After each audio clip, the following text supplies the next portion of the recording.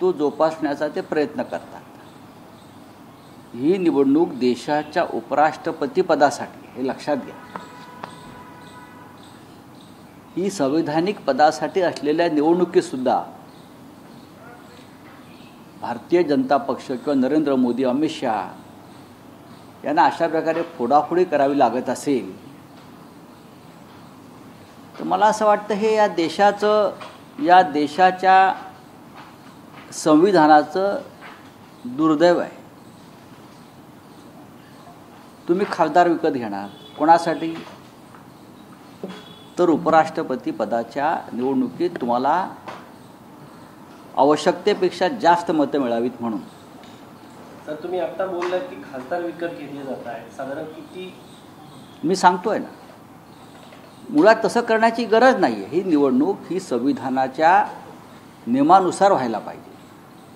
पण भारतीय जनता पक्षाची जे चारित्र्य आहे त्यानुसार त्यांना प्रत्येक निवडणुकीमध्ये पैशाचा वापर करण्याची चटक लागलेली आहे. मी इथे होतो असं म्हणत नाही आहे, हे लक्षात घ्या. पण इंडिया आघाडीची सर्व मतं ही ठाम आहेत. अर्थात काही विरोधी पक्षातले जे लोक आहेत, मग BJD असेल, अकाली दल असेल, KCR यांचा पक्ष असेल, त्यांनी तटस्थ राहण्याचा निर्णय घेतला. या सर्व पक्षांनी NDAला मतदान करावं म्हणून त्यांच्यावर दबाव होता की त्यांनी एक गठ्ठा NDAला मतदान करावं. पण त्यांचं ऐकलं नाही मोदी आणि शहांचं, आणि त्यांनी तटस्थ राहण्याचा निर्णय घेतला. ही सुद्धा अत्यंत महत्त्वाची घडामोड या संदर्भात होते आहे. ते इकडे किंवा तिकडे कुठे गेले नाही, तटस्थ आहे. पण सर, ते तीन पक्ष आहेत, ते फ्लोअरमध्ये कायमस्वरूपी NDAच्या बाजूने उभा राहताना बघायला मिळते. BJD असेल, BRS असेल, असाही पाठिंबाच होता ना. हो, मी वेगळं काय सांगतो आहे की BJD, अकाली दल, त्यानंतर तेलंगणा राष्ट्र समिती, हे तीन पक्ष सातत्यानं नरेंद्र मोदी यांच्या सरकारच्या बाजूने उभे राहिले आहेत. आणि हे पक्ष उपराष्ट्रपती पदाच्या निवडणुकीत NDAच्या उमेदवाराला मतदान करायला तयार नाही. हे अपयश झाकण्यासाठी त्यांनी अशा अफवा पसरवलेल्या आहेत की आम्ही मतांची फोडाफोडी करणार, अमुक करणार, तमुक करणार. त्याला काही अर्थ नाही. आमची मतं पक्की आहेत आणि ही लढत रंगतदार होईल. सर, पण काही पैशाचा वापर झाल्याची चर्चा होत आहे. नाही, मी त्याच्यामध्ये कोणतंही मत व्यक्त करणार नाही. पण भारतीय जनता पक्षाला अशा प्रकारच्या गोष्टी करण्याची चटक आहे. त्या तिन्ही पक्षांना तुमच्याकडे गेल्यामध्ये तुम्हाला अपयश आला? नाही, असं अजिबात नाही. ते तटस्थ राहिले, हाच भारतीय जनता पक्षाला धक्का आहे. ते तटस्थ राहिले, जे सातत्यानं सभागृहामध्ये त्यांच्या बाजूने उभे राहिले प्रत्येक विधेयकाच्या वेळेला, ते आज उपराष्ट्रपती पदाच्या निवडणुकीमध्ये NDAच्या उमेदवाराला मतदानासाठी येणार नाहीत. हा भाजपला, मोदी शहांच्या राजकारणाला धक्का आहे आणि भविष्यामध्ये काय होऊ शकेल याचा हा अंदाज आहे. 100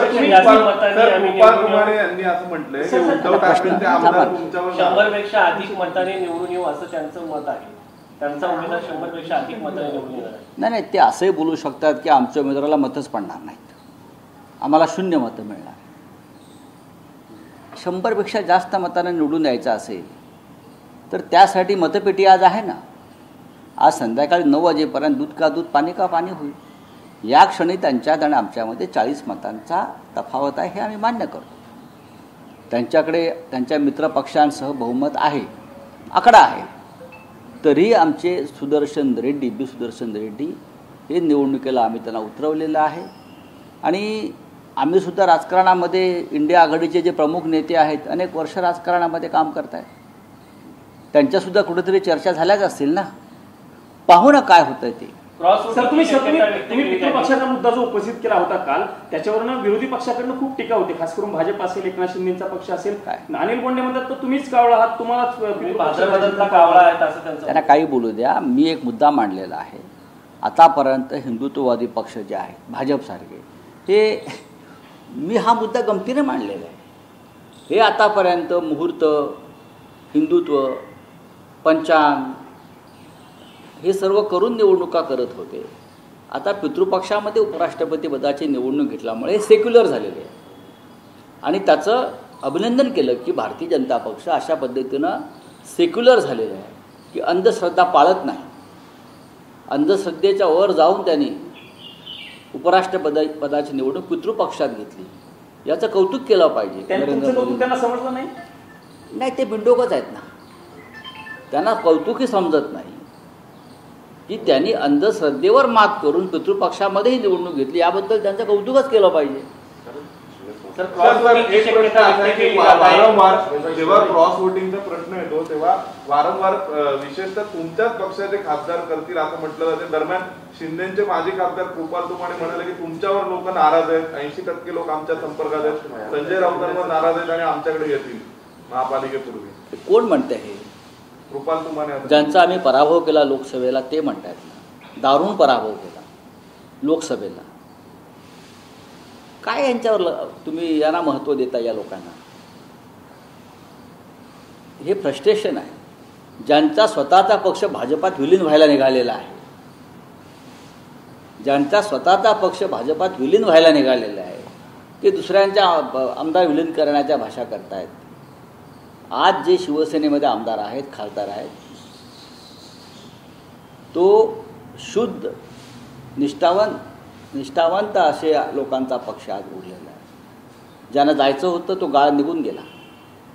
जे पैशाला विकत गेले, दहशतीला किंवा CBI EDच्या धमक्यांना घाबरून निघून गेले, त्यांनी आमच्या पक्षातल्या कडवट निष्ठावंतांवरती बोलणं हा निष्ठावंतांचा आणि शिवसेनेचा आणि हिंदुहृदय सम्राट बाळासाहेब ठाकरेंचा अवमान. जे कोणी आमदार आहेत ज्यांनी हे भाष्य केलेलं आहे ते कधी काळी शिवसेनेचे खासदार होते. आम्ही त्यांना निवडून आणलेलं आहे. आमच्याकडून गेल्यावर त्यांचा पराभव झाला त्यांच्याच मतदारसंघात. मग त्यांना मागच्या दाराला विधान परिषदेमध्ये आणलं आणि ते आता सांगतायत हे फुटणार ते फुटणार. त्यावर तुमचं नशीब फुटलं आहे ते बघा आधी. भविष्यामध्ये हा पक्ष भाजपात विलीन होतो. त्या संदर्भात चर्चा आणि बोलणी सुरू पण झालेली आहे. हे बहुतेक त्यांना माहीत नसावं. सर देवेंद्र फडणवीस असं म्हणतायत की मी फिनिक्स पुरस्कार देताना त्यांना एक पुरस्कार दिला गेला. त्यावेळेस ते म्हणते की अनेकांना वाटलं होतं माझी राख होईल पण मी भरारी घेतली त्यातनं. पण ते बरोबर बोललेले आहेत. फिनिक्स पक्ष हा वारंवार राखेतून भरारी घेतो बरं का. त्याची पुन्हा पुन्हा राख होते, पुन्हा पुन्हा तो भरारी घेतो. म्हणजे त्यांनी शिवसेनेचं उदाहरण दिलं. देवेंद्र फडणवीस आणि त्यांच्या लोकांनी वारंवार शिवसेनेला संपवण्याचा प्रयत्न केला आणि शिवसेना पुन्हा पुन्हा फिनिक्स पक्षाप्रमाणे आकाशात झेप घेत राहिली. त्याच्यामुळे जर त्यांनी स्वतःची तुलनाही फिनिक्स पक्षाप्रमाणे केली असेल याचा अर्थ त्यांचीही राख रांगोळी करण्याचा प्रयत्न त्यांच्या सहकार्यानेच केलेला आहे. हे आम्ही या आंदोलनात सुद्धा बघितलं. आणि शिवसेनेनं कायम स्वतःला फिनिक्स पक्षाची उपमा दिली. सहकारी पक्ष सत्ताधारी नक्कीच. चला, थँक्यू. सर, पंतप्रधान नरेंद्र मोदी आज पंजाबला जात आहेत पाहणी करण्यासाठी. मोठं नुकसान झालेलं आहे तिकडे. त्यानंतर ते मणिपूरला देखील जाणार आहेत 13 तारखेला. आता त्यांच्याकडे कदाचित त्यांना उपरती झाली असेल. पंजाबमध्ये ते इतक्या उशिरा जात आहे आणि मणिपूरला ते 3 वर्षांनी चाललेले. त्याच्यावर ते काय बोलणार, बोलू जातील तेव्हा पाहू आम्ही त्यांचं काय तिथे नौटंकी होते ती. चला, हिंदी में खुश है. आज उपराष्ट्रपति पद का चुनाव है, कहा जा रहा है कि क्रॉस वोटिंग हो सकती है. इसके बारे में आपका क्या? देखिए, क्रॉस वोटिंग अगर होती है, ये अब तक खबर आई है, उसका मतलब है भारतीय जनता पार्टी हो. क्रॉस वोटिंग दोनों तरफ से हो सकती है ना, एक तरफ से नहीं होती. क्रॉस वोटिंग का सबसे ज़्यादा धोखा, डर ये सत्ताधारी पार्टी को है.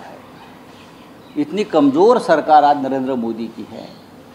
उनके साथ जो लोग लगे हुए हैं आज मित्र पक्ष वाले, वो मेंटली स्थिर नहीं है उनके साथ. अगर ऐसा होता, ये सरकार मजबूत होती, तो बिजू जनता दल, केसीआर साहब की पार्टी, अकाली दल, ये सभी पार्टियों ने अब तक सदन में सभी मुद्दे पर सरकार को समर्थन दिया है. लेकिन ये लोग एनडीए के उम्मीदवार को उपराष्ट्रपति पद के चुनाव में मत देने को तैयार नहीं, वोट देने को तैयार नहीं.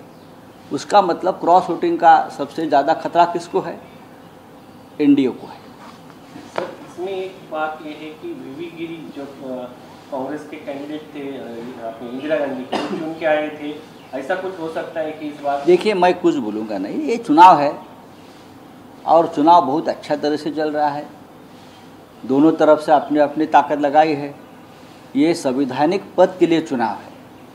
अगर यहाँ भी भारतीय जनता पार्टी कुछ हॉर्स ट्रेडिंग का काम करती है तो मुझे लगता है ये देश का दुर्दैव है। सर ज्या वारंवार जलसंपदा खात्यातील अजित पवारांच्या भ्रष्टाचारावरती बोलणाऱ्या विजय पांढरेंनी एक आरोप केलाय की चितळे समितीनं अहवाल योग्य पद्धतीने मांडला नाहीये। जर उच्चस्तरीय चौकशी नेमून चौकशी जर केली समिती नेमून तर अजित पवारांना जेलमध्ये जावं लागणार आहे। देवेंद्र फडणवीस यांच्या मंत्रिमंडळात फक्त अजित पवार नाही, किमान 12 मंत्री असे आहेत बरं का, त्यांची जर निष्पक्ष चौकशी केली तर त्यांची जागा वर्षानुवर्ष तुरुंगातच असेल। सिडकोच्या भूखंड घोटाळ्यामध्ये आता SIT लावलेली आहे। 5,000 कोटीचा जो भूखंड शिंदे गटाचे मंत्री संजय शिरसाट आणि एकनाथ शिंदे यांनी मिळून बिवलकर नावाच्या कुटुंबाच्या घशात घातला, याची SIT जर लागलेली असेल याचा अर्थ भ्रष्टाचार झालेला आहे। SITने निष्पक्ष चौकशी केली तर ह्या मंत्र्यांना जन्मठेप होईल। Thank you sir. केंद्रीय